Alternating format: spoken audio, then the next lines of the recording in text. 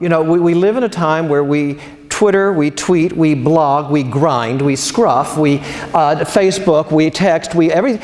And yet we have all this information at our fingertips, and yet at the same time, in a funny way, we are more isolated from each other than ever before. And it's a funny thing because of that, I would say that the arts have taken an even more important part in our lives. Because the arts are the one thing that I think really do connect us as human beings. The arts are the one thing that make us human, and tonight is really an evening about connections. One of the things that is fascinating to me is how the arts really are our window in not only in terms of who we are, but into history, into different parts of where we've come from and where we're going. And I think that the piece I just played, the Gottschalk, by Louis Moreau Gottschalk. Now, I don't know if you've ever heard of him, some of you may never even heard of Gottschalk before, but he was an American composer. 2 years ago was Chopin's 200th anniversary. Now, if you say 200 years, that sounds like an enormous amount of time. 200 years is you know, older than anybody I know who's been around. But then I started thinking about it. I had a teacher whose teacher was a student of Chopin. And that teacher, or Chopin, gave that teacher a pendant that teacher gave to my teacher, and that teacher gave to me. And all of a sudden, 200 years is yesterday. And I think that's one of the great things about music and the arts, and why this sharing of experience is still important and still has resonance, is because those are the connections that tie us all together. I don't know if you ever saw a movie called The Pianist. It was out a number of years ago that Adrian Brody starred in. It won some Oscars. And this is a story I like to tell because I think it encapsulates the point so very well of how important these things can be in our lives. In that movie, it's about a pianist, it's a true story about a pianist named Spielmann. Now Spielmann spent the war hiding out in the Warsaw ghettos and the different areas. And in the movie, you may recall, it's the end of the war. He has spent all those years in Warsaw. He never left Warsaw.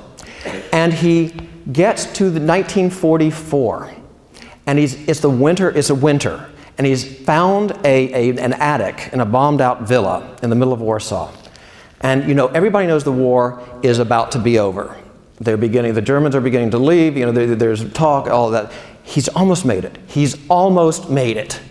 And there he is up in that balcony. Every night he would come down, because in this bombed-out villa, by the way, the SS officers had meetings during the day. So he would wait very quietly until they all left, and then he would come down late at night and scrounge for whatever food he could get. Well, and this is true. I mean, this is one of those things that you think of could only be, you know, in Hollywood, but this is where truth is stranger than fiction sometimes. It's winter, he comes downstairs, and just at that moment, there's an SS officer who is right there, staring at him. The jig is up. Play for me. And so Spielmann sits down at this piano, God knows, you know, what it sounded like, and played the piece I'm about to play for you. This piece literally saved Spielmann's life. This piece by Chopin.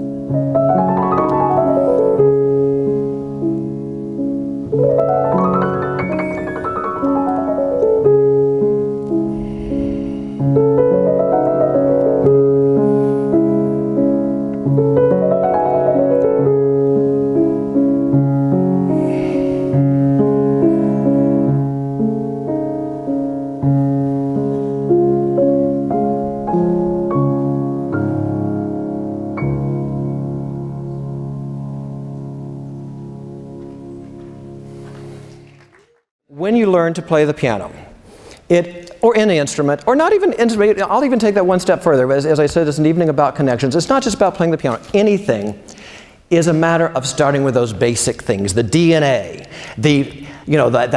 as Sondheim said, bit by bit putting it together, the details, the art of making art is putting it together. Well, that's what it starts out with when you start learning how to play the piano.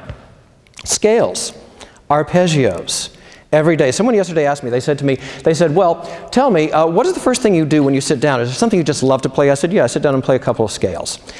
Because those are the building blocks of everything that you do when it comes to learning the piano. And I'm going to play a couple of pieces because the great thing about scales and arpeggios is you can do so much with them. And Debussy did some etudes, which is just another fancy word for study of scales and arpeggios. And I'm going to play you the one that he did for the 5-finger exercise, which you all know as, and arpeggios. And the interesting thing, though, is I love the one for 5 fingers because it really is like Bart practicing in 5 Fingers of Dr. T. Because he's sitting there and you hear him starting to play and he's slowly starting to nod off until someone opens the door like a parent and says, and he's starting going crazy again playing on it, and then he starts to nod off again. And it really is the whole notion of practicing. But it's a funny thing about those sorts of things because, yeah, you learn those things and they stick with you the rest of your life. The other thing is once you get past those, or you're getting that, you start that first piece of music that you really feel like you're a pianist. Everybody has that piece. And I should say, if any instrument that you play, you have that first piece that all of a sudden you say, yes. Now, many of you, and I'm sure there's a lot of people who've taken piano lessons here, and for those of you who said, oh, I really wish I could do it again, you can. This is a piece that I know everybody knows.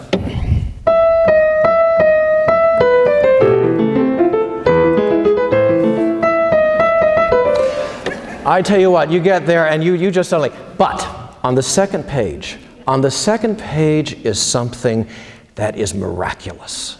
Because once you get past that first page, something happens, and when you get to this part, oh my God, you just say, I'm a pianist!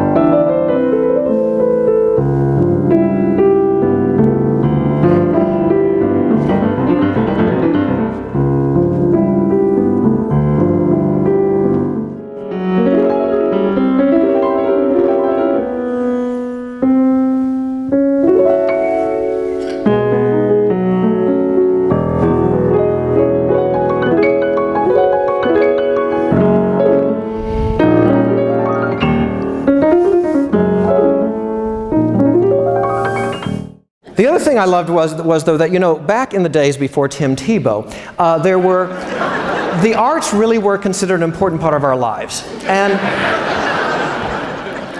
Well, look back at those movies. The movies back in the 30s and 40s, they were fantastic because there were all those movies where a famous conductor was having an affair with a wonderful pianist or a violinist or something, and then there'd be a murder because he was jealous of her, and then he found out she wasn't having the affair. And oh my God, you're sitting there at 11:30 at night watching this as a kid. It's like, oh my God, yes, this is what I want to do. Yes, yes, yes.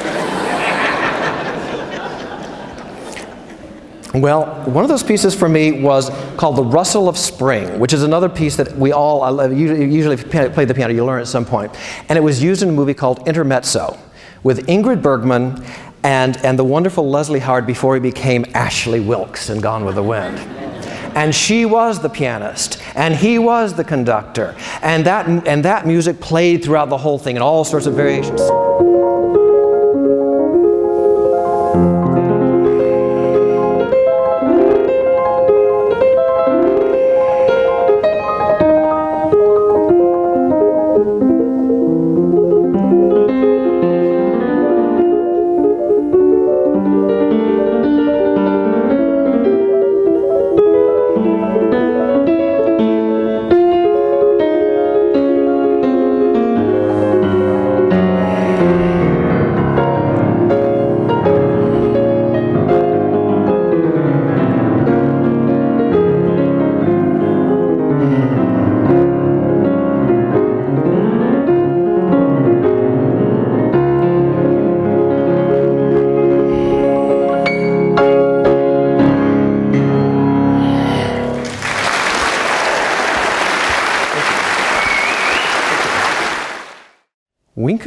blinken, and nod.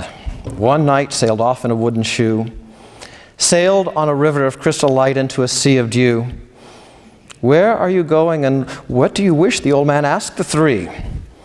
We've come to fish for the herring fish that live in the beautiful sea. Nets of silver and gold have we, said Winkin, Blinkin, and Nod. All night long, those nets they threw to the stars in the twinkling foam. Then down from the skies came the wooden shoe, bringing those fishermen home. 'Twas all so pretty a sail, it seemed as if it really couldn't be, and some folks thought it was a dream that dreamed of sailing that beautiful sea, but I'll name you those fishermen three, Winkin, Blinkin, and Nod.